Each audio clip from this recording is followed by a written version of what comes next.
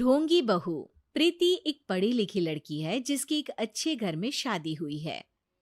प्रीति का पति राहुल एक मल्टीनेशनल कंपनी का मैनेजर है जो आधे महीने विदेश में ही रहता और छोड़ जाता है अपने मम्मी पापा को प्रीति के भरोसे, जिसे इस देश को सुधारने की चुल ने परेशान कर रखा है।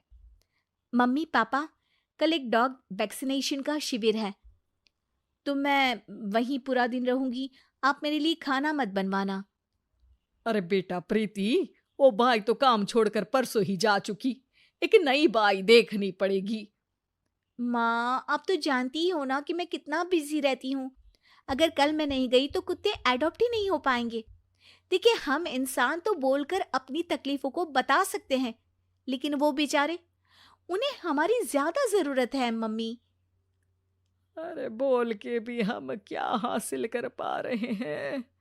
अब ठीक है बेटा, तू जा, मैं खाना बना लूंगी। ऐसा पहली बार नहीं हो रहा था। देश भर में जितने एनजीओज हैं, चाहे वो स्टूडेंट्स के अधिकार के लिए हो या गरीबों में खाना बांटने का काम हो, प्रीति सबसे जुड़ी हुई थी।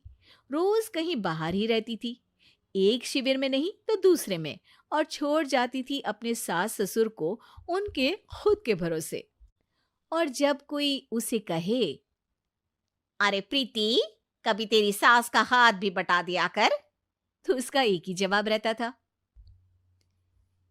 देखो, हम लोगों को तो सब कुछ घर बैठे मिल जाता है। अगर आज मैं इस शिविर में नहीं गई तो पता नहीं कितने लोग सड़क पर आ जाएंगे। प्रीति को समझाना संभव ही नहीं था और ये बात उसके सास ससुर भी मान चुके थे।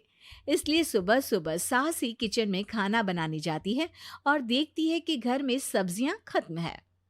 अरे प्रीति बेटा, सुन तो जरा। क्या हुआ मम्मी? मुझे बहुत लेट हो रहा है और आप तो जानते हो ना कि अगर मैं इस शिविर में नहीं गई तो। हाँ हाँ, कुत्ते एडॉप्ट ही नहीं हो पाएंगे, सब जानती हूँ। अरे पर घर में सब्जियां खत्म हो गई है। अरे जब तू वापस लौटे ना तब लेकर आना, ठीक है बेटा?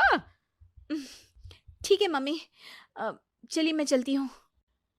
और हर बार की तरह प्रीति अपनी पार्टीज और आफ्टर पार्टीज में इतनी बिजी रह गई कि सामान लाना ही भूल गई। बात केवल सब्जियों की नहीं थी, लेकिन प्रीति हर रोज किसी नए शिविर में निकल जाती थी, अपने सास ससुर को अकेला छोड़कर। एक हफ्ते बाद प्रीति के ससुर जी के हाथ में दर्द होने लगा। अरे बेटा प्रीति, पापा जी के हाथ में बहुत दर्द हो रहा है, आज इनको डॉक्टर के पास लेकर जाना पड़ेगा। ठीक है माँ, आप हो आओ, मैं बाहर ही खा लूंगी। अरे बेटा, मैं कैसे ले जाऊं? ये काम तो हमेशा राहुल ही करता था और मुझे तो डर है कि कुछ ज्यादा बड़ी बीमारी ना हो जाए। उफ़ो, आज मुझे मेडिकल शिविर में जाना है। बेचारे बड़े बुजुर्ग जिनके अपने फैमिली वाले उनका ध्यान नहीं रखते, उनका पूरा मेडिकल चेकअप होगा। अगर मैं नहीं गई तो आप तो जानते ही हो, उनका चेकअप नहीं हो पाएगा। और हाँ बेटा, तू जा, मैं कुछ ना कुछ कर लूंगी। प्रीति के सास और ससुर दोनों ही काफी समय से प्रीति को समझाना चाह रहे थे कि उन्हें भी मदद की जरूरत है, लेकिन अब तो पानी सर के ऊपर जा चुका था। उधर प्रीति शिविर में पहुंचकर सबसे मिल रही थी। काफी भीड़ थी और प्रीति इंस्टाग्राम पर फोटोज अपडेट करे जा रही थी। तभी प्रीति की दोस्त रीना उसके पास दौड़ती हुई आती है। अरे प्रीति, जल्दी चल। अरे क्यों, क्या हुआ? अरे तू अभी सवाल मत पूछ और चल मेरे साथ। प्रीति रीना के साथ जाती है तो देखती है कि गरीब बुजुर्गों की लाइन में प्रीति के सास ससुर भी खड़े हैं। प्रीति को समझ में नहीं आता कि ये क्या चल रहा है। उसके ऑर्गेनाइजेशन में सबकी नजर उसके सास ससुर पर थी और प्रीति को लगा कि बात उसकी इज्जत पर आ गई है। माँ, पापा जी, आप दोनों यहाँ क्या कर रहे हैं? आप तो जानते हो कि ये शिविर गरीबों की मदद करने के लिए बनी है और आप इसका मजाक उड़ा रहे हैं इस तरह से लाइन में खड़े होकर। अरे बेटा, हम भले ही गरीब ना हो पर जरूरतमंद तो है ही।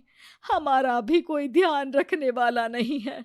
मेरे पति के हाथ में दर्द है, मैंने सुना कि ज़रूरतमंद बुजुर्गों का यहाँ फ्री में इलाज हो रहा है, इसीलिए चले आए।